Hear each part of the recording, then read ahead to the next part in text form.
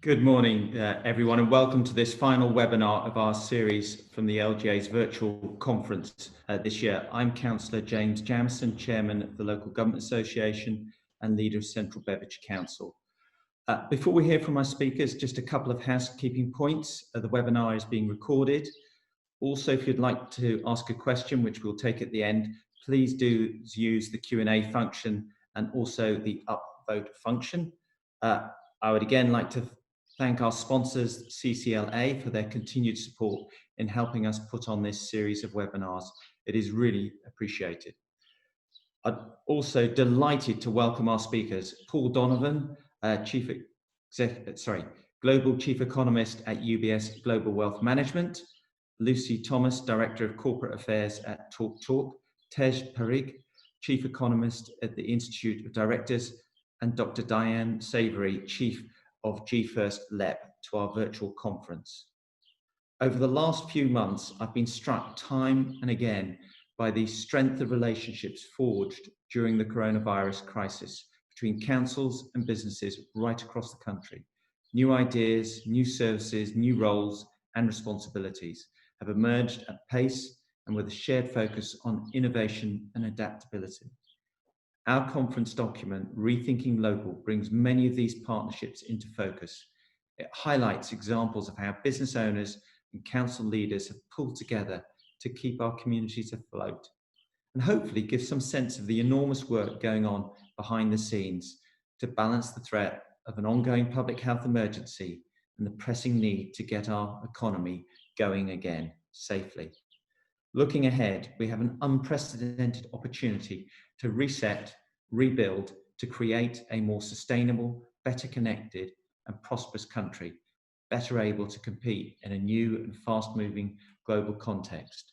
The LGA believes that now is the time for government to lay the foundations for a local future, with councils given the powers and resources to deliver for our communities.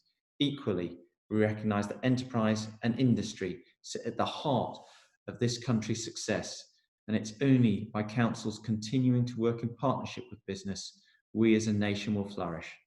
That's why this morning we're going to hear from experts and members of the business community about the key priorities facing the country over the next few months and some of the key opportunities for collaboration, leadership and innovation. This is a real chance to learn from each other's perspectives and achievements to start to chart a course through the uncertainty ahead. I trust you'll give our excellent speakers your full attention, and I look forward to your questions. Without further ado, over to you, Paul. Thank you very much, James, and good morning, everybody. A pleasure to be here. I think when we look at the world today, clearly we are facing a number of challenges, particularly in economic assessment. So the first problem is that at the moment, pretty much all economic data is complete nonsense. Economic data is based off of surveys, and no sensible person is filling in a survey in the middle of a pandemic. So we have real data quality problems, and understanding what is going on in the economy in real time is actually extremely difficult. How do you measure the price of a restaurant meal when restaurants have been in lockdown? The UK ONS has admitted that somewhere between a fifth and a quarter of the consumer price inflation data is simply being made up at the moment.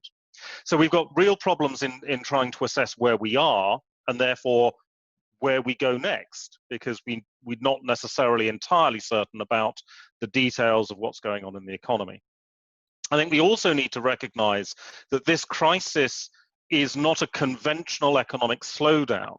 And one of the reasons that we've seen really dramatic revisions in terms of forecasts, and why we're seeing these huge ranges in terms of estimations of what's going to happen, is that we're not really sure how consumers and how businesses are going to react to what has essentially been turning off a light switch and then turning it on again.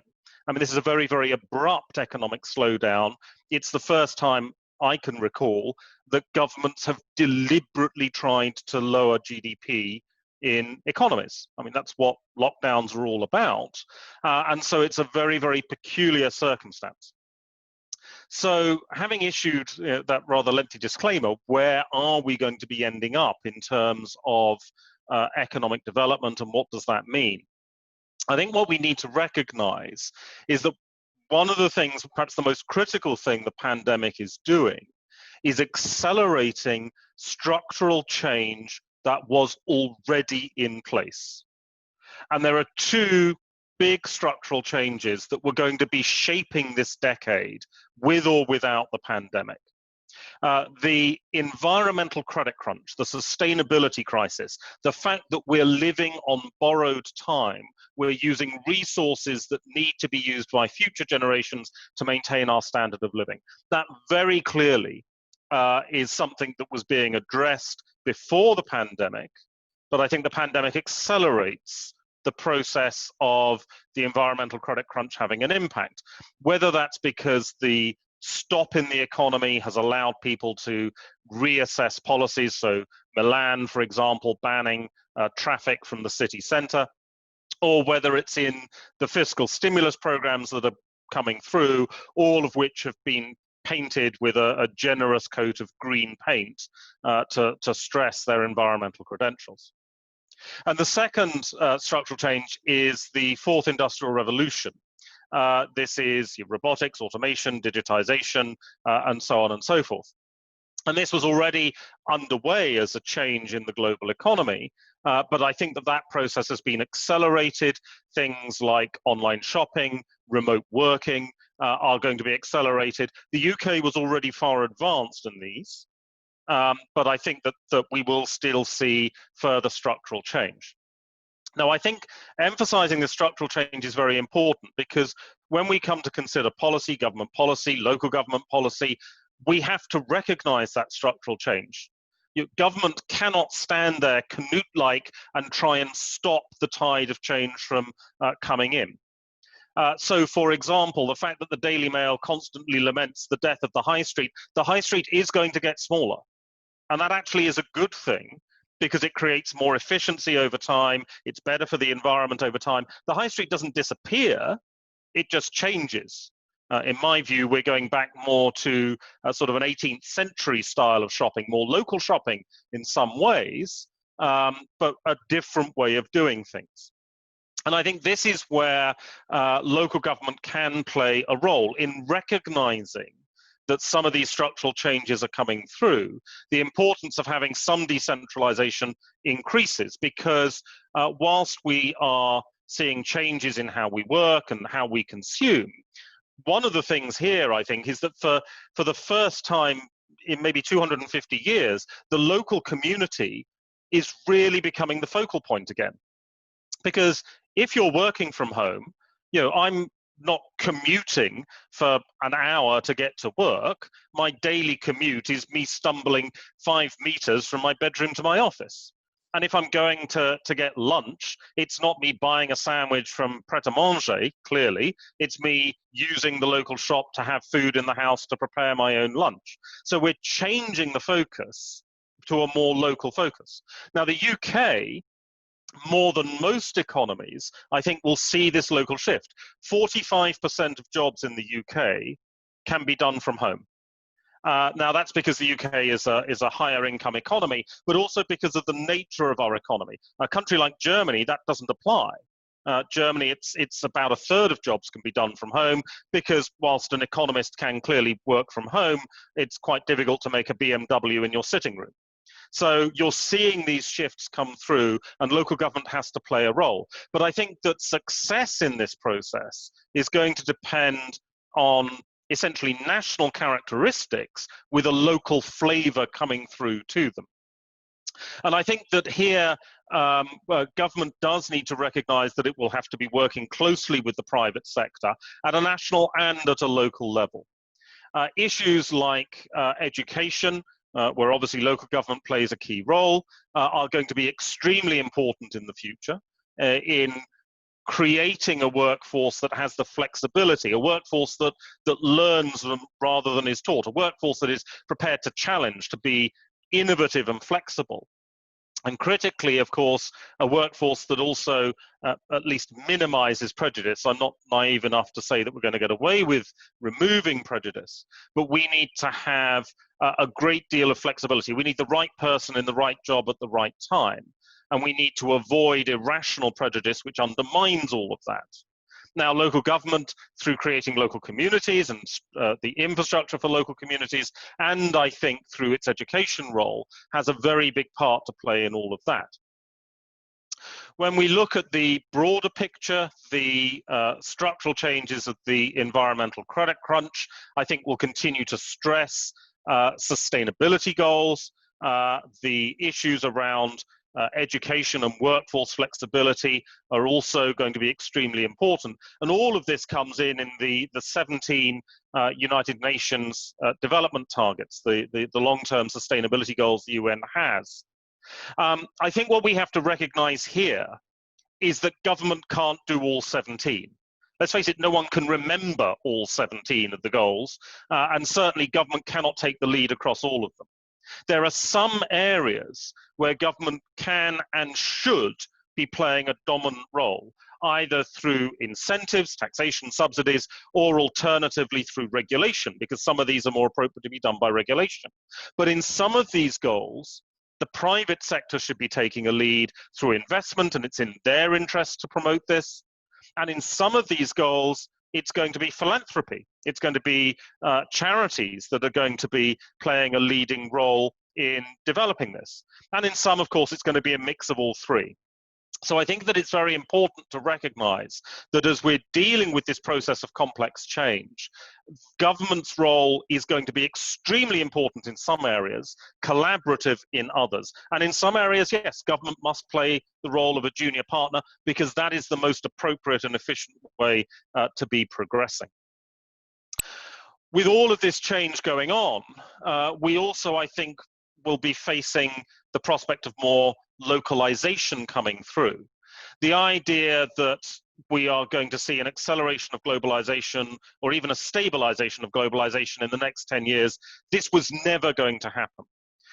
The last 20 years, we've seen an explosion of globalization in the world economy, but this has mainly been about longer and more complicated supply chains. Now, these supply chains were already starting to shrink, already starting to reverse, because what we're now starting to see is that the arguments for globalization are fading away. Not the overall economic argument of global trade, that's still there, but constantly outsourcing in pursuit of lower cost labor, that doesn't work when robots can substitute for labor a lot more easily. And so localization is coming through and it increases efficiency. And this is something I think that local authorities are going to have to deal with. You don't want a large global exporter necessarily locating a factory in your neighborhood because it may not be there in 10 years' time. If you're going to be looking for business, what you need to have is global companies coming in and investing in the local economy to provide local goods and services.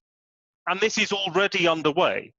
I mean, after all, when was the last time anyone bought a compact disc? No one buys compact discs nowadays. You know, my nieces think a compact disc is something shiny you put a drink on top of. The role of music has already localized because now you stream and download direct to your local computer. You are effectively localizing production and a whole swathe of trade has disappeared. If I think about the local village in which I live, we have 850 people in the village. We have our own baker. The baker is a computer-controlled robot at the back of the convenience store. And that breaks bread almost on demand. So now what has happened, well, my local Wiltshire village is no longer having to engage in trade. We don't have to import bread from foreign parts like Somerset. We can make it locally. And that is the way that trade is going across the board. So what I think we need to be seeing is government recognizing the accelerated structural change that we're seeing, adapting to these circumstances. The pandemic is speeding things up, but these were changes that were already in place.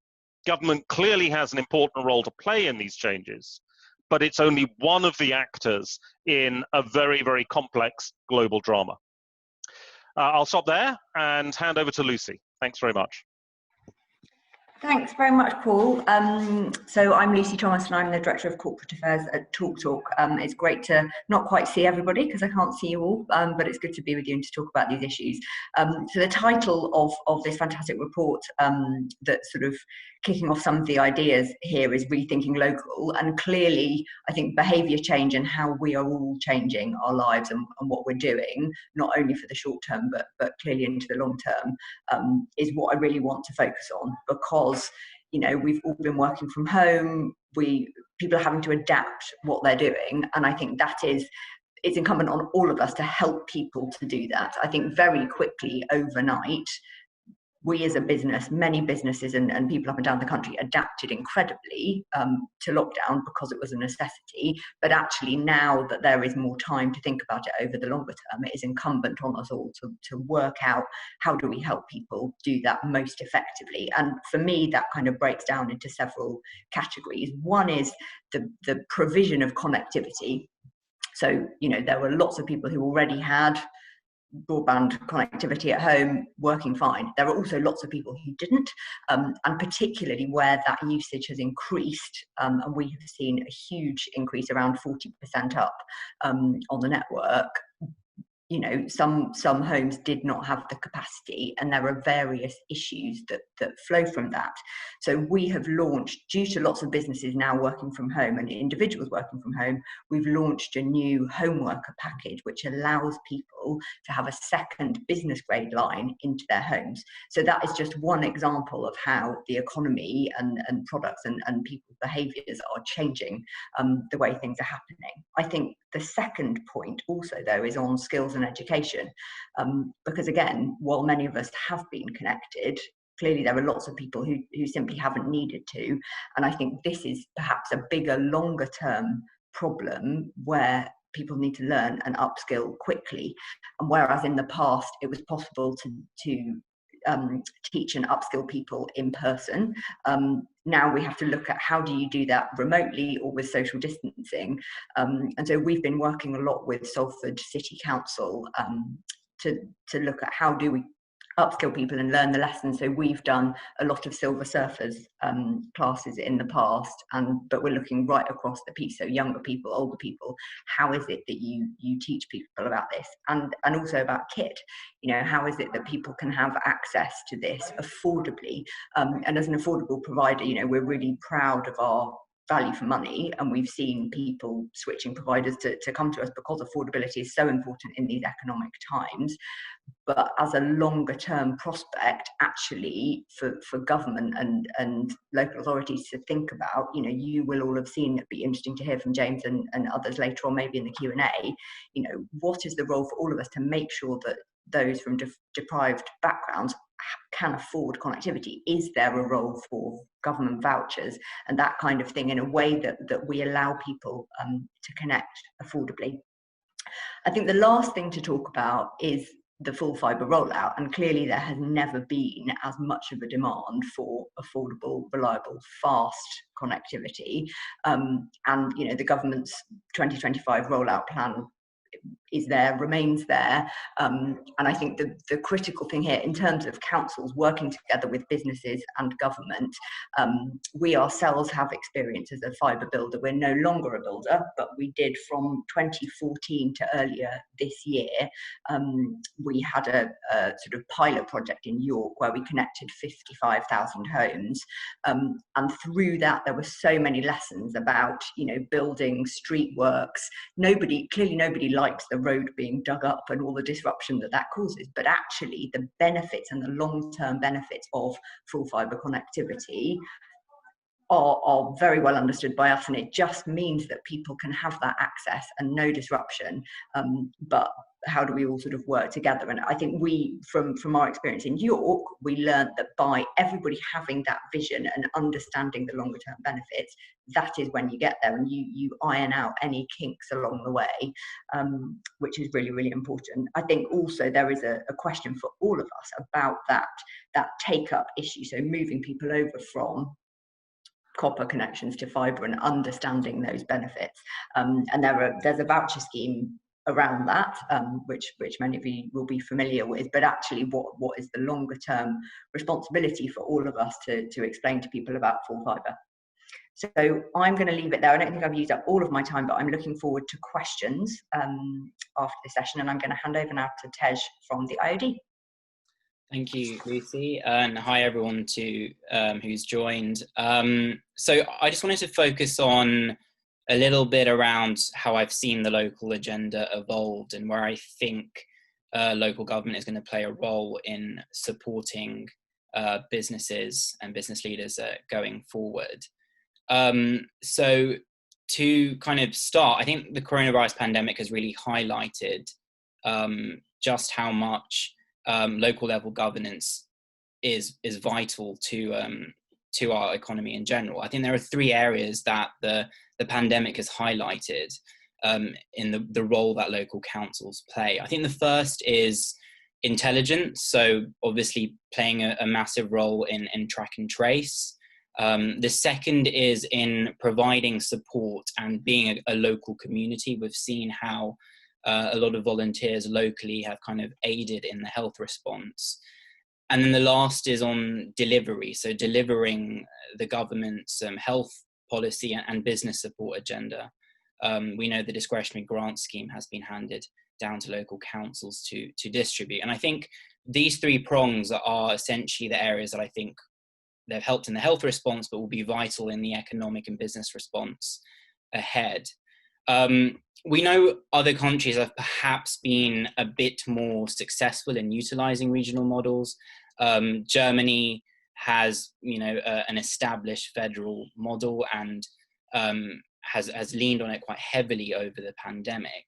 I think in the UK, what we're really experiencing in terms of local governance is there's a bit of a legacy of, I suppose, chopping and changing of the local agenda with successive governments down the years, which has meant the system being a bit patchy in terms of funding and money allocations to different councils across the UK. And that's kind of highlighted in the fact that the UK is one of the most centralized economies in the developed world. I think subnational governments account for around 20 percentage points less of total public investment compared to the OECD average. So we kind of fall behind the developed world in terms of how much we lean on our local economies to support the growth agenda. And I think overall, businesses are looking for local areas to kind of get more financial support, more freedom in order to raise finance, and looking at innovative ways that local areas can do that, but also more policy powers. And that's because the business community realizes the importance of having a responsive local economy that supports them in their growth. And I mean, I think the pandemic has just highlighted and reinforced how important local institutions can deliver national strategic goals as well as the local ones. And the two areas I'm thinking around are helping to mitigate risk and build resilience to future economic shocks at the same time. And I think given existing regional imbalances in the UK in terms of access to talent, finance, and just general business infrastructure, local areas are going to be equally crucial in supporting the recovery in terms of just jobs, business support, and in the long term, local industrial strategies more generally. So I just wanted to kind of dig into those in turn. Beginning with jobs, we know that the job retention scheme is going to be winding down, and I actually think local government can play a role in helping to cushion or reduce the risk of unemployment, particularly long-term unemployment, in supporting local job seekers. So the first area is, the role that local governments play in collaborating with struggling and at-risk businesses to provide additional support via the discretionary grant scheme, as I highlighted, but also through other reliefs, just to try and help businesses with their cash flow to avoid redundancies in the first place. The second one is that kind of intelligence point that I made at the start. So I think local areas have a crucial role to play in coordinating, signposting, and sharing intelligence between what are known as local economic anchors, so the big businesses and industries in an area, and connecting that intelligence to training providers, job centres, career advisors, and also with universities at the same time. And obviously not to forget local enterprise partnerships. I think this collaboration and communication between local economic actors can really support the supply and demand of training and job support, and help people to become re-employed as the economy takes off, as we come out of the pandemic. And I think what we heard from the Chancellor yesterday, essentially, was around 3 key schemes that I think will require the guidance of local councils. So we saw the Kickstart scheme, which is about work placements for young people. We saw money going into traineeships, and we also saw more money going into supporting apprenticeships. And I think all of these opportunities would require the support of local councils to kind of work with local businesses and LEPs to help identify businesses that might need support in terms of employment, but also young people who have become unemployed and helping them to connect them to opportunities. And then, away from the recovery and into the long term, obviously councils will play a major role in long-term industrial strategies. And I see there being a role for local areas to really develop regional skills task forces, where they can focus on areas where growth and jobs may be vulnerable to future trends, whether that's a post-industrial area that might be at risk to various global trends or technological shifts. And I think local councils can provide the first source of defense in identifying these risks and then helping with the policy support, whether that's things such as retraining schemes or helping to put more money to support startups to drive innovation in these areas. The second area, aside from jobs in the recovery, is obviously supporting our businesses. And as I mentioned, a key challenge now is as we're opening up, businesses are facing this kind of mismatch between they're incurring costs as they open up their business and take people off furlough, but then there's not enough demand and revenue to really kind of make the kind of cash flow case for them. And they're all trying to, at the same time, adapt their workplaces and also pivot in some cases to new sectors and new technology. And I think this is where councils again and local areas can play a very important role. Firstly, financial support remains crucial. I think we've seen business rates relief and a wider national economic measures continuing to play a role. And I see local government, playing a part in helping to ensure that cascades effectively to the right businesses in their council as a starting point. I then think there's a big role for connecting local councils with the LEP and growth hubs agenda. So in providing advisory support for businesses, there are a lot of businesses who would benefit from local level advice on, what is the new technology that I need to adopt to support my organization? How do I develop the digital skills in my firm to adapt to the new normal? What are the best ways to manage risk and cash flow in a time like this? And we have seen LEPs across the country run workshops and peer-to-peer sessions, which kind of act as essentially external non-executive director style advice to really support SMEs in a time where they're trying to do so much for their organization, but don't really have the time to do the strategic thinking. And so more generally, I see local councils playing a real role in facilitating those communities and networks that really help business leaders to kind of gain advice, not just from experts, but also from each other and how to manage and get through the crisis.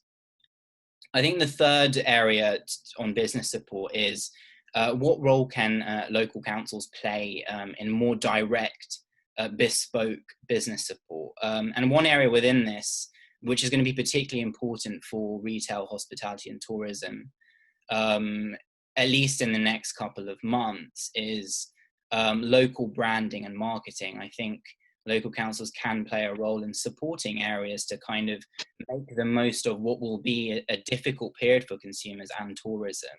But I think local branding and marketing plays a big role in helping to bring consumers out and bring tourists out to buy products locally.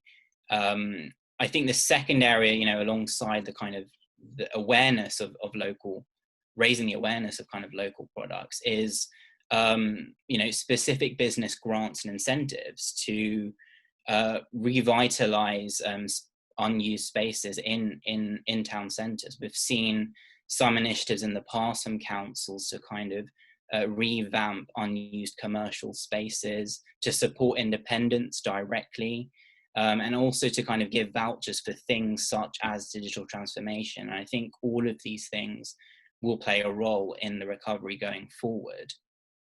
And as was being mentioned at the start, there's also a massive opportunity here, because now a lot of local areas have a bit more of a captive consumer audience, with a lot of people working from home. And I think local areas can play an important role in helping to support retailers open up and to make creative use of urban spaces. We know that a lot of businesses are going to struggle essentially with the social distancing requirements, and so there could be a lot of collaboration between local councils and businesses about how to use urban spaces more effectively in light of social distancing.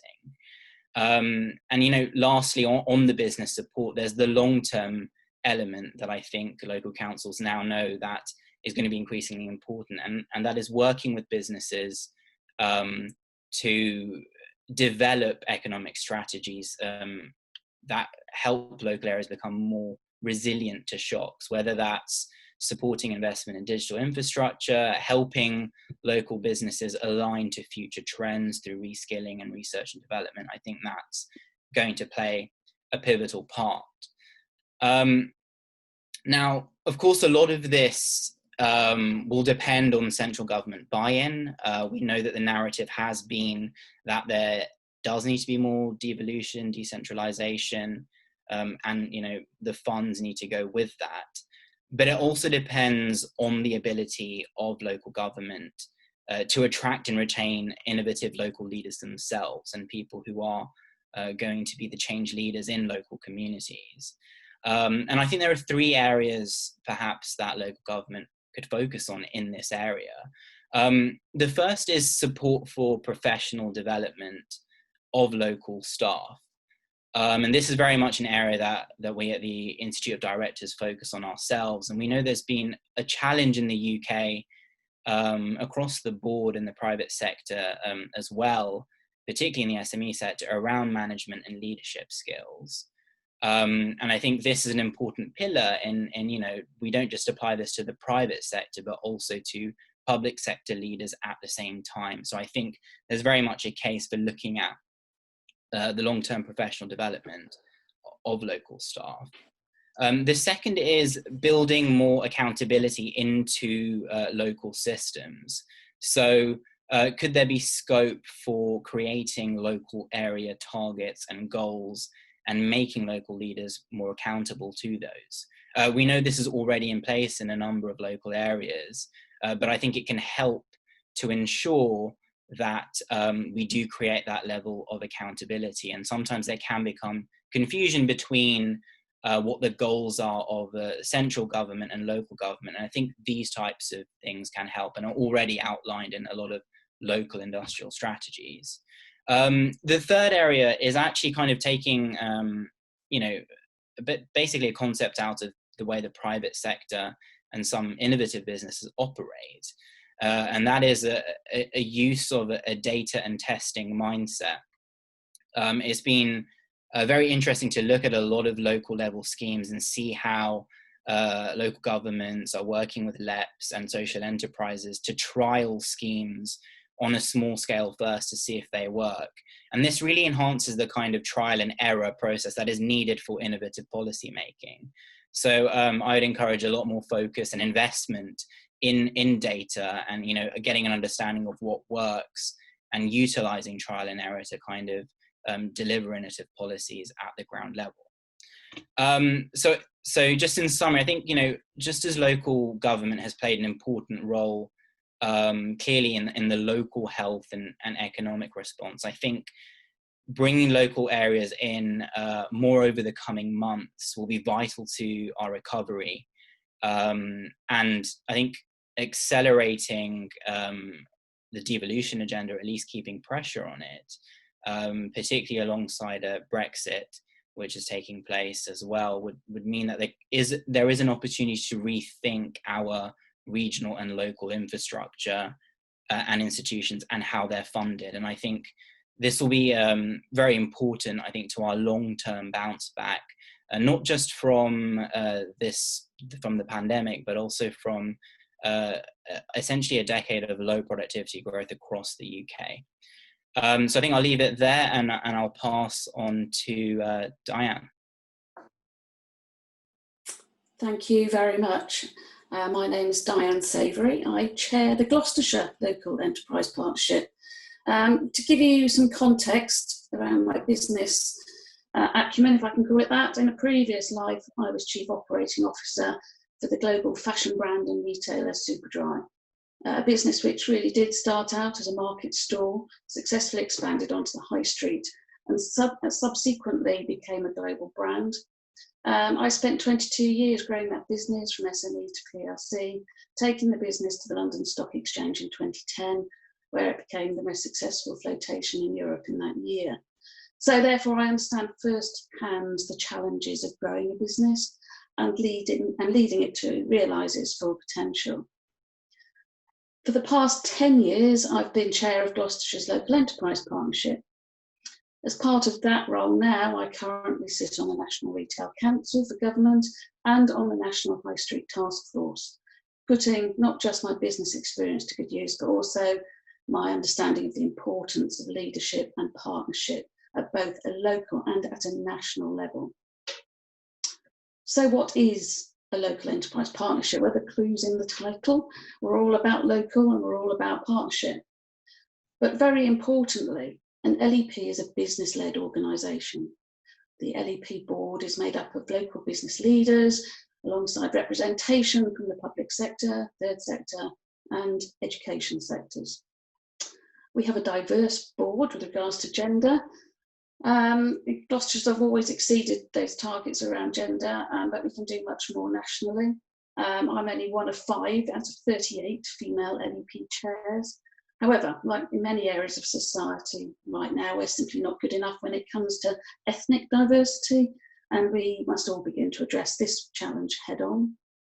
An LEP's task, though, is to drive economic growth in our relevant area, in this case Gloucestershire, working with other key stakeholders to maximise that growth.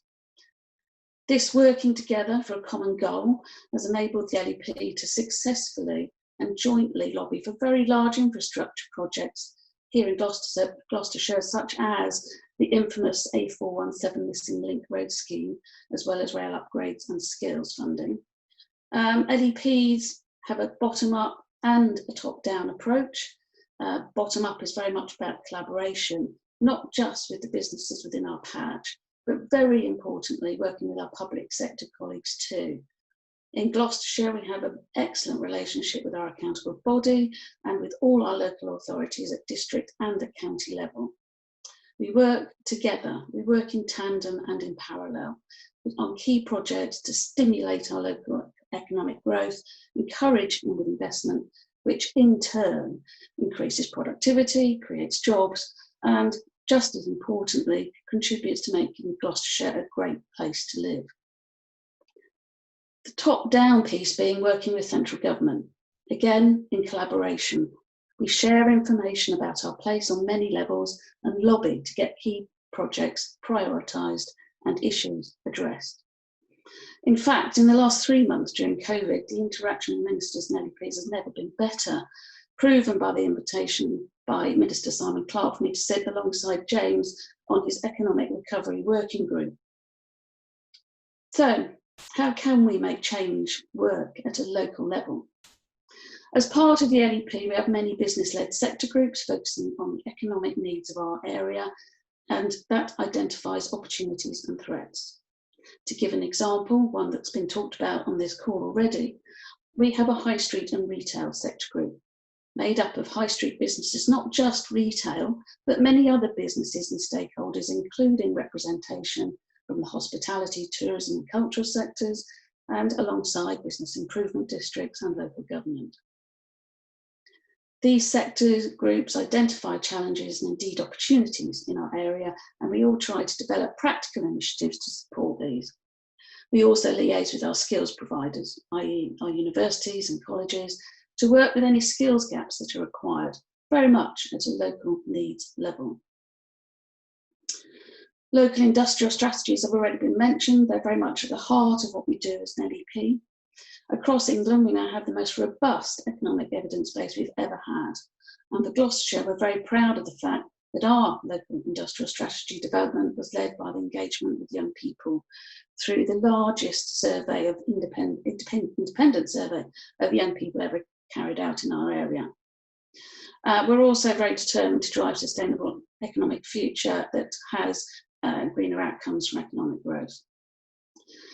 However, I would like to tell you a couple of examples of successful initiatives that we've done as an LEP in Gloucestershire in tandem with partners, both in the public sector and with business. But first, if I may, a quick overview of Gloucestershire and the challenges it faced and faces pre-COVID and post. Gloucestershire is dominated by 2 urban conurbations, Cheltenham and Gloucester. It has a mix of large and small towns, such as Cirencester and Stroud. We are the home of innovation. Frank Whittle invented the jet engine here. Edward Jenner developed mass immunisation. Edwin Budding invented the lawnmower, all in Gloucestershire. Of course, we're also the home of GCHQ, and we are a global leader in cyber and digital technology, with the UK's only cyber tech business park, which is a huge opportunity for Gloucestershire and beyond post the COVID destruction of other parts of our economy. So, those couple of examples of successful local partnership working. The market town of Stroud had an out-of-date ailing shopping centre called Mary Walks. The developer worked very closely with Stroud District Council and the LEP in order to develop their proposal to rejuvenate that space and demonstrate social value to the community of Stroud if their project was to go ahead. This project was a £20 million scheme, of which the LEP was able to attract £3 million worth of growth deal money and a £1 million loan to enable that scheme to happen. The rest was leveraged from the business sector, and a great example of how we can all work together to make things happen to stimulate our local economy. That what was out-of-date space now accommodates an undercover market promoting local produce. It's turned redundant space into housing and new retail units. And in the light of the relaxation of planning regulations in town centres announced very recently, this example is hugely relevant. A Gloucester City Council initiative, King's Walk, its current work in progress. Gloucester City has invested by buying commercial property in the city centre in order to regenerate its place and match it with local needs, which will include non-traditional use, such as housing and innovation space. The LEP has worked very closely with Gloucester City Council to leverage funding for a new transport hub, which is close to the city centre, and has also leveraged funding to improve the station, which will enable easy access into the city. Gloucestershire is also part of a new emerging powerhouse, the Western Gateway, creating a new economic area which includes Swindon and Bristol, down through the M4 corridor, across the border into Wales, incorporating Cardiff and Swansea.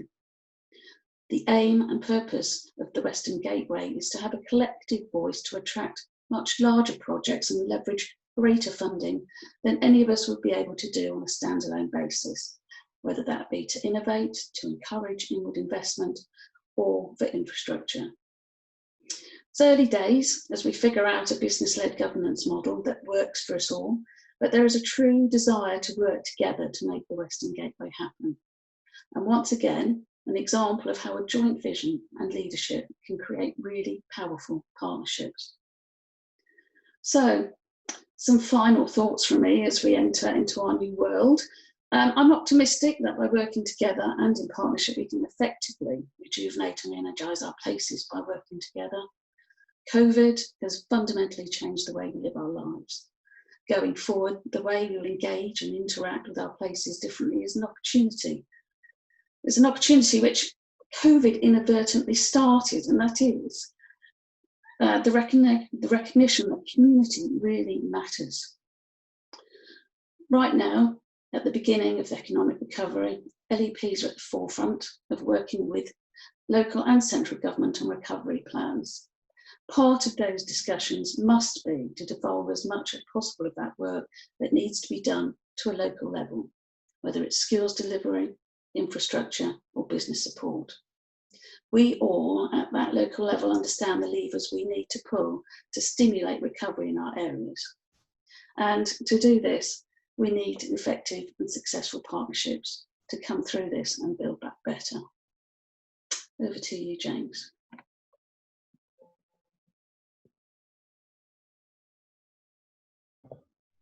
Sorry, I double pressed the mute there. Thank you very much, Diane, and thank you very much, speakers. I think we've got time for 4 questions, so we'll have each panelist answer one of them. If I can start off with a question to Paul Donovan. You talked about localization and town centres. What is the future of the large town centres that are heavily dependent on large offices? Thank you, James. It's a very interesting question. For me as an economist, what's absolutely fascinating about the fourth industrial revolution is in many ways it's reversing the social changes of the first industrial revolution.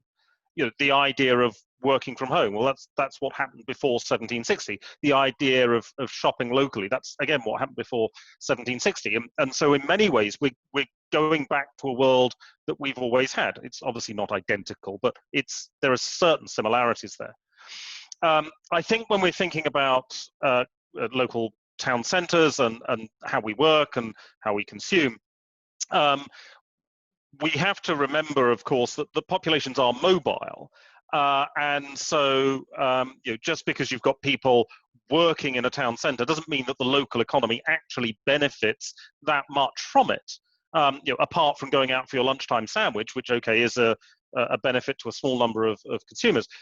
That doesn't necessarily mean there is a huge benefit to the local community. I think very often we get stuck in this sort of passport to Pimlico type mentality where this idea that you never leave the area that you're based in. I found this particularly in London. This has been this idea that you can't have people moving in and out of areas. So we've got to recognize the flexibility that's coming through. I would suggest that there are probably 3 shifts that we've got to try and accommodate. Retail is going to be smaller in the physical world. This is already happening. The UK had, before COVID, 20 to 25% of retail sales done online. UK and Korea are number 1 in the world. They keep fighting for top place in terms of online retail. Now, during COVID, it's been over 1/3 of retail sales. That's going to continue. But it doesn't mean that retail disappears. I think what happens is the boring stuff is done online, and shopping as a leisure activity, destination shopping, call it what you will, that's going to stay in place. So retail doesn't disappear. We were just hearing this from Diane. It's different in the future. And we are going to have to adapt, but it's still there. In terms of office spaces, yes, offices should be smaller. The average office desk in a traditional office is occupied 24 hours every week. That is an enormous waste of space and resources and so on and so forth. So yes, people are going to be working from home. As I said earlier, around 45% of UK jobs can be done from home. Though do bear in mind that people may have multiple jobs in the future. We're already seeing that evolve. And so we will have some shifts coming through. So some people may be working part-time in office spaces. I think, again, offices decline in importance. And we see smaller offices, but they don't disappear. People still do occasionally want to interact in person. And finally, because of that, I think there's an issue around accommodation. And this is something that I've been experiencing. So my office in London has been flexible working for 4 years now. And we don't allow people to work from home. We expect people to work from home because we don't have enough desks in the London office and never have. And with that, what that has raised is the issue of a need for cheap accommodation for people who are maybe working in an office 2 days out of every 10 working days. There has been an increase in desire for accommodation that's cheap, reliable, close to the office for people who are perhaps commuting from 3 hours, 4 hours away, where they spend most of their working life working from home. So I think the city centres change, but that's part of natural evolution. And I don't think we should resist this. We should embrace it and find out how to make it work as effectively as possible. Paul, thank you very much. There's a number of questions around broadband, which I'll try and surmise, which are essentially, how can we get broadband rollout faster, both in terms of geographic spread and speed of broadband? And would it make sense to actually have a national infrastructure asset be the backbone of the broadband? Lucy, if I can ask you that. Yeah, absolutely. And thank you. It's really interesting to see all of those questions. And in fact, the suggestion from Cumbria, from Peter Thornton, saying there was a local community enterprise in Postman Pat's Valley who all came together in the local area. So I think, absolutely we should be really innovative and we should think about all different ideas. I mean, from our perspective, as I said before, we were a builder, and so we were absolutely part of that journey, and then we sold our fibre business at the beginning of this year. And the truth of it is, as it stands, we are reliant on those builders delivering, and that is primarily Openreach, but it's also City Fibre and a number of others. And as for the rural part of it, you have the question of, do you start in rural areas and build in, or do you start in urban areas and build out? Now, the latter is clearly easier because you have that infrastructure there and you just build and build and build gradually.